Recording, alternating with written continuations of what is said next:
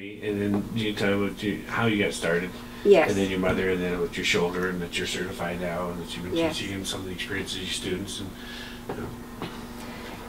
you good? Mm-hmm. Okay.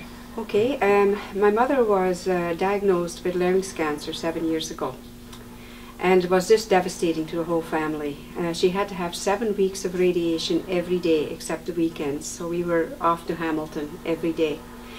And just the pain from the burning of the radiation, and she lost a lot of hope, and she was so down. And then it seemed to work. It seemed to work. She was much better for months and months, and then all of a sudden it started to come back. The cancer came back about a year later. So she had to have an operation, and she lost her voice because the larynx was taken out. And again, it was a big production at home, you know, with all the healing products and trying to get her to gain some energy back. She had absolutely no energy, and a lot of it was because she had more or less lost hope. She thought she was really downhill for the rest of her life. And in the meantime, my father died of lung cancer at the same time. So this was all going on. So then a friend of mine said that there was such a thing as QiGong, and that we should try it. And since my mother lives in Niagara Falls, we decided to go to the Stevensville one.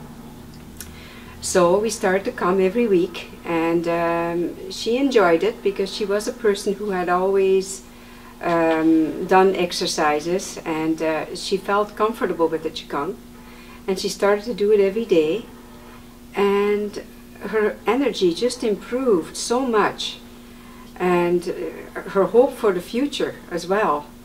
And then 2 years ago, her oncologist told her not to come back anymore because her cancer was gone.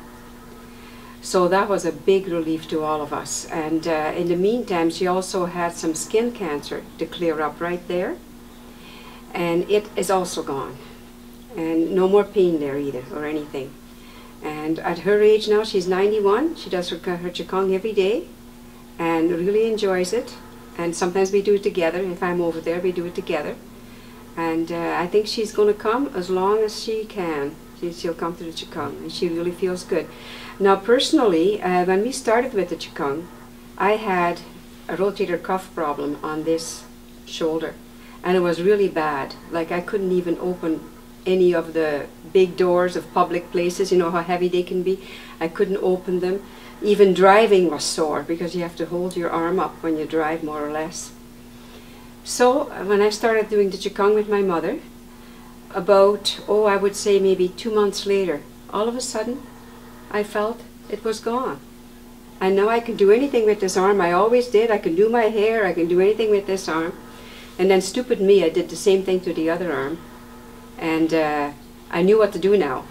Started doing QiGong twice a day, and it was gone too within a couple of months. Not even a couple of months, maybe 6 weeks. It was gone. And it just improves every aspect of your life. I am much more positive.